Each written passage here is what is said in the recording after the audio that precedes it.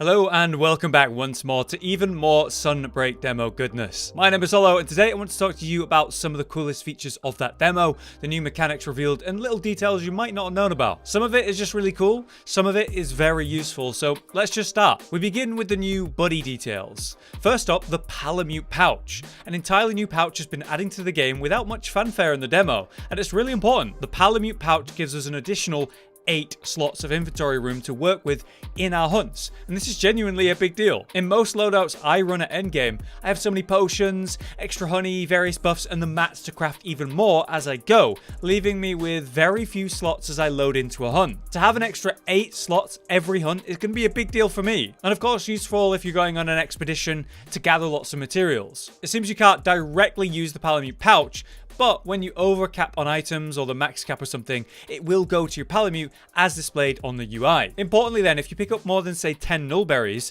the next stack will be formed in your Palamute pouch and will still be usable in that hunt. So overall, we'll be able to get even more out of all the useful things found on the maps of Rise, which is a wonderful and subtle update. Less subtle but very awesome is the new Kittenator. Yeah, it's literally called the Kittenator. As you'll see in the demo, our Palico is sometimes pulling out this little machine that it stands on, and it's able to turn it around quickly like a turret. Now when ready, it'll fire out a huge spike suddenly, much like, yes, a Dragonator, but sized suitably for our Palico. It's kind of cute, kind of ridiculous, and it's very good to see more abilities for our buddies that will hopefully be relevant. You know, maybe we'll have more options to choose between, and then it'll mix up the buddy ability meta. Lastly for buddies, a super important detail. We can now play fetch with our buddies. So if you use the wait command, as before, you can pet or feed your buddies, but now you can also throw a ball too. That simple feature lets you play fetch, and I don't know, I like it. As silly as it is, it's nice to see more ways to interact casually with your companions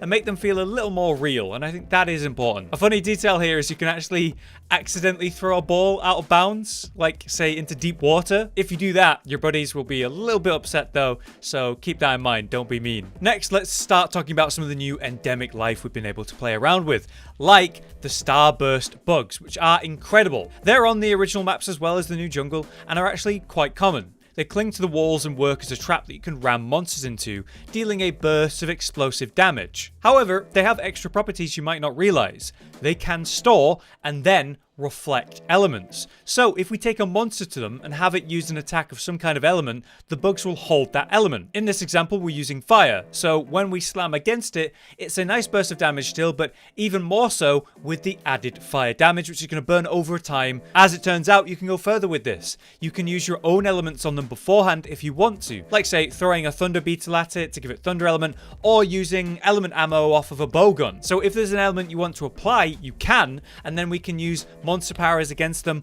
or our own setups. It's a lot more than expected, and I think it's really cool. Next, we have the slicer crabs, which are quite similar in that they hug the wall in certain places, but are more directly aggressive. You see, if you fight a monster near these, they'll be bombarding it with some crystal shots for some okay damage, but the real trick here is to knock a monster down near them. When you do that, they kind of go nuts, absolutely blasting the downed monster with some genuinely good damage, but then they will run out of energy, and their color and glow, that will fade to recharge. They're well worth using though if you're near some, because the damage is really nice. Perfect then, to go along with these two, is the new marionette spiders, which we've seen in the trailers. These blue versions of the puppet spiders will use their silk to your advantage. By aiming one properly, you can throw it at a monster and it'll cling to it like a claw. Then we can push or pull that monster for a charge-like effect as if we were riding them. With that, we can slam them into a wall, or an environmental, or hey, yes, the new endemics that cling to the walls to get a roster of benefits. So combining your endemics like this is not only cool, but really effective. Lastly, the spear squids. These are a lot simpler compared to the rest. You see, in certain areas we find these new squids happily swimming a loop around an area. And if a monster passes through that path of them though, they'll take lots of ticking damage. It's easy to predict the path the squids are going to take though, because you can see them on the map and see exactly where their path is going. These remind me a bit of the piranhas of the flooded forest, but without that awkward setup of placing the meat and hoping that the target of the monster stays near. So easier to use. Moving on then, let's talk more directly about monsters for a second, because This is Master Rank. We have more difficult monsters to deal with here, and our previous Rise versions of monsters, well, they've been updated too to have new attacks and combos. As a couple of quick examples in the demo, Izuchi has a new combo where we see a spin tail attack that is suddenly followed and interrupted by a flip tail slam to catch you out. Certainly more scary than standard Izu, and that's kind of like the Master Rank Tetranadon, who can bounce and slam multiple times in a row now when puffed up, so you gotta watch out for that. And lastly, Rathian seems to have a new sprint attack where they suddenly very quickly go from 0 to 100, zipping past you, running through you, and then doing, of course, the standard flip attack with a tail. It's quite sudden from a standstill, and something you should be aware of. Details like that are going to be interesting to see in the full release as we see all of the changes and updates to the original roster as we go into Master Rank. Now for a quick focus on the new map, the jungle. I did a whole tour video on the many secrets of this map, which you should definitely check out, but here's 2 important details to know for this video. Firstly, the location of the hidden camp. If you head to Area 3, which is at the top of the map, and then face south towards the main hill, you will see these golden beetles leading up the wall. And if you follow those up, you'll find a secret cave entrance which leads to, yes, that hidden camp. So, this is something you want to do ASAP at launch to get that set up quickly. Secondly, did you know there's actually a secret island on this map you can go to? Yeah, if you go to Area 1 and climb the plateau there, you'll find this suspicious set of rocks. And after a quick barrel bomb explosion, you can clear those up and drop down to find a Great Wirebug location. After setting that up and using it, we'll use a total of 3 Great Wirebugs to fly across the entire map for a great view, and we'll eventually land at the secret island at the top left of the map, which has a turtle endemic, an important mining node, and an account item spawn, likely for a request. I also imagine this is the location where we'll find a relic when those are added. But now, let's talk some gameplay details that are useful to know.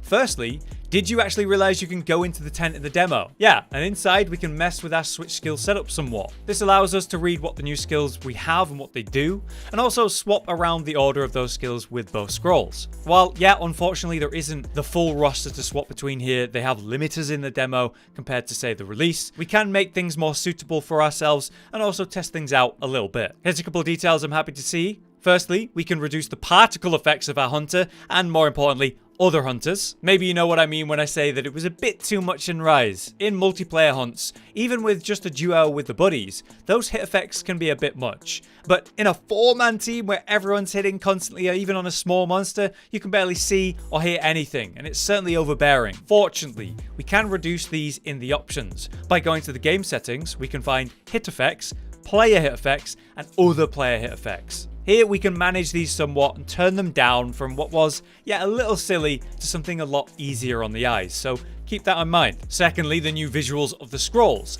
That's a lot on your screen, isn't it? All that text can also be very overbearing. At first though, it's very welcome. With the new mechanics of the scroll swapping, being able to track what you currently have and how it works actually really helps. But before long, it's certainly not needed, and it ends up taking up a lot of your screen. So you can actually hide these in the settings. By just going to the options and changing the HUD display, at the bottom of that list, we can find the hide the text pop-ups of the scrolls, making for a much nicer display once more. But you can go further and even hide the scrolls themselves if you want to, but I think I'll keep those. Next for gameplay details, the new wall running, because my goodness, this is better. Now in Sunbreak, we can simply run up to a wall and just start climbing.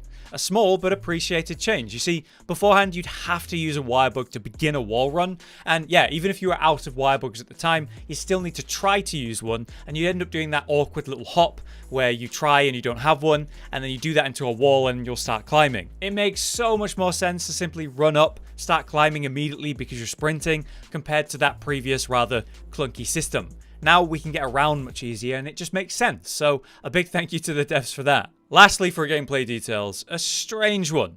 When I've been playing, I've noticed that spirit birds are regularly just appearing next to me. They pop up out of nowhere and provide me with whatever buff it has. And that leads to my health, my stamina and so on. They all grow closer to their max much faster without me needing to run around and gather them nearly as much. So the longer the hunt goes on, the more spirit birds I'm just given. The question is, why is that happening? Is it just for the demo? It seems to happen on various armor sets we're wearing, so I was thinking if it's not tied to that, maybe it's tied to a new petalace we're wearing and we don't know. Either way, it's a very appreciated mechanic, especially with dual blades since they're so stamina hungry, it really helps with that. Now our last 2 details for the video, some very appreciated fun. We have the return of the prance gesture. This gesture, Cotton is obviously very fond of, and to be honest, a lot of players are, of course. It's nice to see this finally make it over to Rise. Gestures are always a good way to express yourself, and Prance is, at very least, one of the best, if not the best. But not just that, we also have some new weapon poses added, which are really cool. I always found it a bit weird in Rise when you do weapon poses or other poses that you're very static, you don't move at all, but I guess the idea is that it's for pictures rather than just standing there, I suppose. Still, both of these additions are neat and certainly nice to have. I wonder what else we'll see at release. But that is everything I have for you today. Is there anything else you've noticed that I haven't included in this video? Let me know in the comments. And if this was interesting or useful to you, please be sure to drop a like on the video so we can keep making content like this in the future. For now though, I've been Hollow, you've been you, that's the video, so I'll see you next time. Josh, Cotton, and Hollow with the videos, dropping the humor like a hammer on your tippy toes, bringing entertainment on a daily arrangement to take our insanity and turn it into entertainment. Yes, I said entertainment twice, to reiterate that it is nice to look into your faces on a mostly daily basis when you let us in your homes to make the whole world a stage. Goodbye.